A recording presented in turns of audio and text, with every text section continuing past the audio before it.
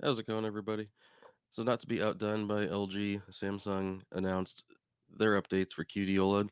So, we're going to go through and try to decipher all the marketing speak that they give. Um, the first biggest part of this announcement is what we already knew, and that it's coming in 77 inches this year. So, it'll at least put it on par with the main larger size that LG offers, even though they do have 83 and 97. But based on the price or the value of those, most people go to 77 and stop there. Now, the other big number here is the 2000 plus nits. So, just like LG, that seems to be their focus for this CES announcement. Um, but let's go a little bit further and see what that really is going to equate to.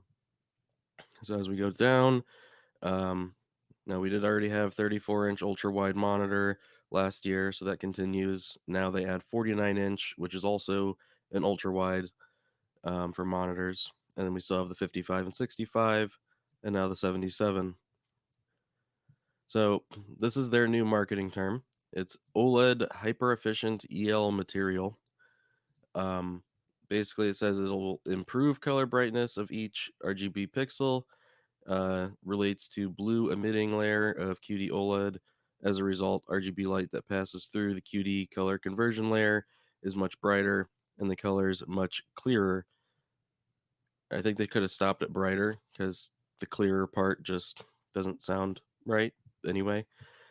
But onto the brightness. So, if you remember, last year, it's like right here, they're saying last year it specified the panel to 1500 nits, but did not quite reach those heights. That's incorrect. It actually was 1500 nits at launch, but only in small windows and short bursts. So this announcement of 2000 plus nits, if it's based on that same criteria as last year, then that doesn't really mean much because it's only very small, like 2% in smaller windows, and only for a few seconds at a time.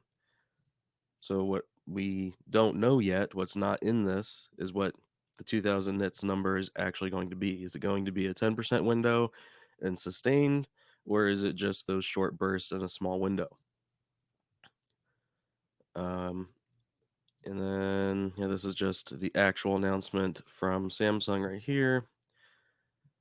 So, and then it says, if true, QD OLED should meet or exceed MLA.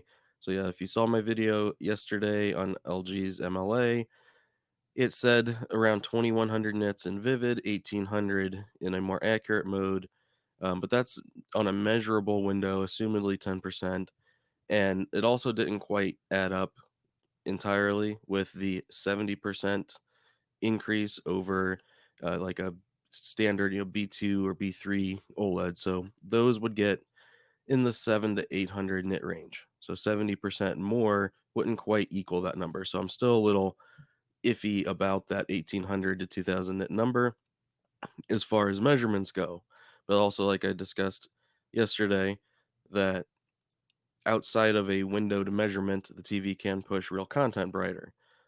So, it could be the same here as well. And like I said, there's nothing in here to give any kind of indication of what the 2000 nits mean. It could also be vivid mode. There's less information provided in this announcement. I think in reality, trying to be a little bit more conservative, should expect somewhere around the 1500 nit in a measurement window of 10% for both technologies. I think they're going to be pretty similar as far as their peak brightness. And there's nothing in here either that says about full screen measurements. And then in the LG, the 70% number was for full screen. So again, this one from Samsung, I think they just wanted to get the 2000 nit number out there because that's going to be the headline number, even though it means a lot less than the full screen brightness and how they get the 2000 nits. Um, I do think that QD OLED certainly has potential to be brighter than the WRGB with the MLA. So I don't think they need to do it this way. They could have given a little more information and still probably been ahead. But we will have to wait and see what it actually equates to. But like I said, I would expect somewhere in the 1500 nit range on a windowed measurement, and maybe a little bit more in real content, especially smaller highlights. And then as far as full field, if I had to guess based on what we had last year and with this improvement that they're saying, I would expect somewhere in the range of probably 250 to 275 full field, so just a little bit higher than the MLA on the WRGB. Now, when it comes to QD OLED's downsides, just remember the last year they did not have a polarizing layer. This year, some were speculating that maybe they would add it. We don't know yet. If they do, then the black level won't raise when there's ambient light in the room. However, that can slightly lower the brightness at the same time. Um, and then the color fringing, there's been nothing about that being addressed from the triangle pixel shape. So if there is still color fringing, for the most part, most people didn't care about that. However, if you use it as a monitor or if you are sensitive to it, then you see it in content. Um, and then the last thing is the uniformity. So while there's no tinting, no pink or whatever tint on white across the whole panel, and it's very uniform, there is still vertical banding. Now, some say that it's on average better than LG. From the panels that I've seen, if you compare only um, last year QD OLEDs to last year LGs, they're pretty similar when it comes to the vertical banding based on the ones that I've personally seen.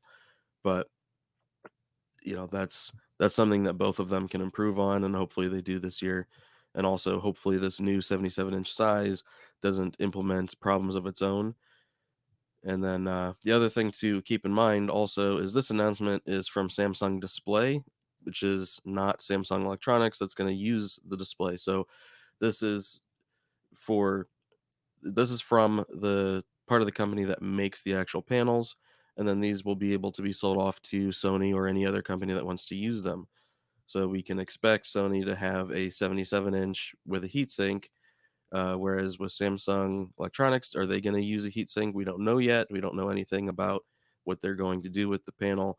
Um, and we also don't know if Sony might also have a MLA panel as well. Maybe they would use the MLA in, say, like a A85 model or something, or update the A90 and then have the A95 be the QD OLED. We're not, we'll have to wait and find out for that. But anyway, also remember too that the announcement from LG yesterday was LG Display as well, and so the MLA can be sold off again to Sony or Philips or Panasonic or whoever, and that's going to be the end of this announcement. There's a lot less in this one to cover because it's not like a full lineup of their models and such, but yeah. So this is just from Samsung Display, and that's all the information we have for now. So thanks for watching. Hope this helps you out, and I'll see you in the next one.